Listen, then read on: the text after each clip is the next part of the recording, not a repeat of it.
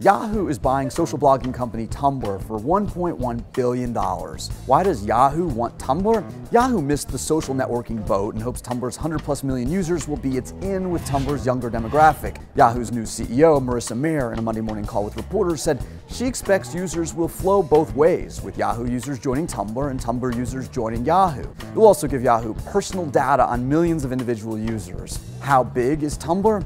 In April, the site had 36 million unique US visitors and another 80 million from the rest of the world. That's up from 58 million a year ago.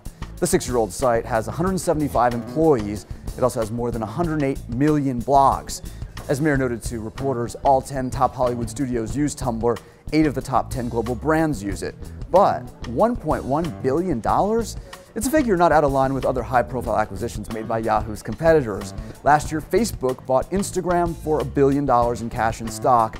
Google in 2006 paid $1.65 billion in stock for YouTube. Where did Yahoo get the money? Cash, baby. Last year, Yahoo sold back about half of its 40% stake in Chinese internet behemoth Alibaba, netting Yahoo about $4.3 billion. It doled out a big chunk of that money to stockholders. Still, Yahoo's cash balance before the Tumblr deal stood at around $5.4 billion. What's next for Tumblr? More ads. Details on how that will work, TBD.